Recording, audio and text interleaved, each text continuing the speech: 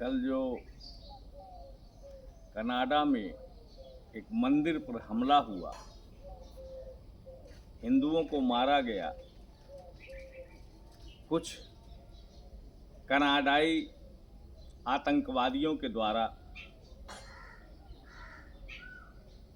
मुझे ये सीन देकर के पूरे विश्व में किस प्रकार से स्वार्थ, अहंकार और सत्ता के लोभ में कनाडा जैसे विकसित देश अन्याय के रास्ते पर चल पड़े हैं। अमेरिका जैसे डेवलप्ड कंट्री, विकसित राष्ट्र अन्याय का साथ दे रहे हैं।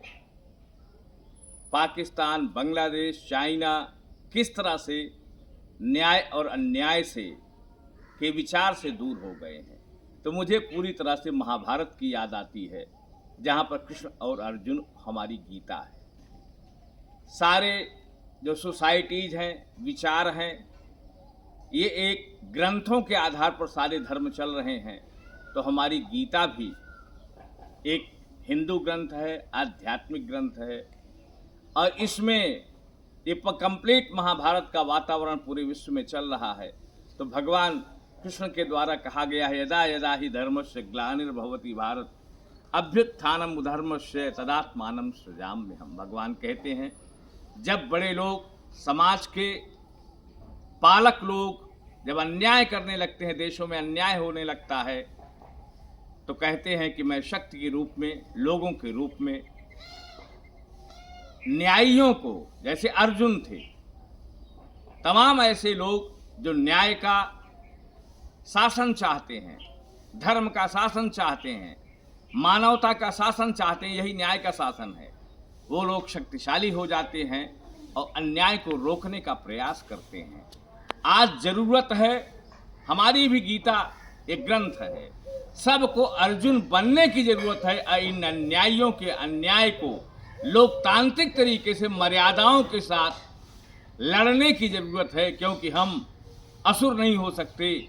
हम कृष्ण की भूमि से हैं, हम राम की भूमि से हैं, हम बुद्ध की भूमि से हैं। तो शांत, अपने चित्त को शांत करके राम की मर्यादाओं का पालन करते हुए, अब कृष्ण ने जैसे अर्जुन को अन्याय के खिलाफ लड़ने के लिए तैयार किया था, आज हमारे हिंदुओं को अर्जुन बनने की जरूरत है और अन्यायियों से लड़ने की जरूरत है।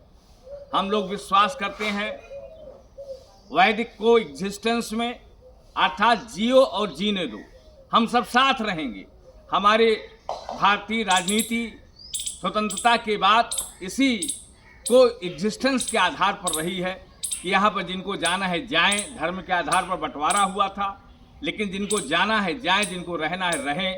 हमारी एक को एग्जिस्टेंस की पॉलिसी रही है। किंतु हमारे ही कुछ लोग तुष्टीकरण के चक्कर में, अब विश्व में कुछ लोग तुष्टीकरण के चक्कर में एक अलग वर्ग को सह देते रहे, जिसका परिणाम है कि आज को एग्जिस्टेंस की जो हमारी विचारधारा है, ये खतरे में है।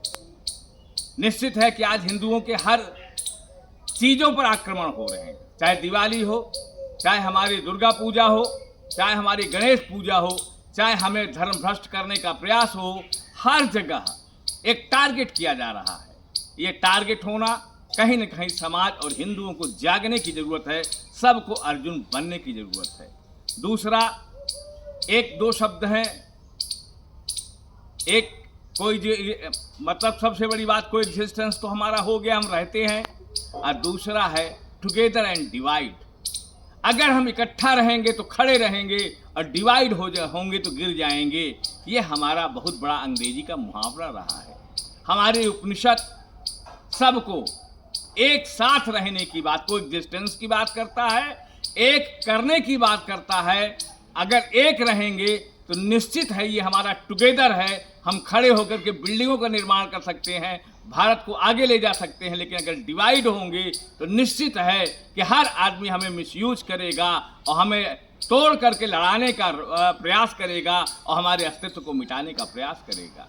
तो आज जो हमारे भारतीय सरकार है, जिस फिलॉसफी को ले चल रही है, आज हमको, क्योंकि दूसरा वर्ग पूरी तरह से टुगेदर है, हम डिवाइडेड हैं।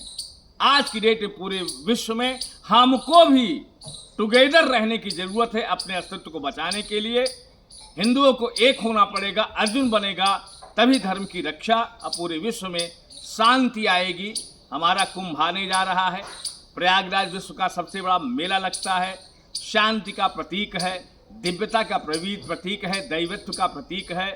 और इस अवसर पर निश्चित है कि आसुरी शक्तियां जहां यज्ञ होते हैं वहां पर मांस डाल देते हैं। हमको हर युग में होता रहा है, इससे भी हमको बचने की जरूरत है।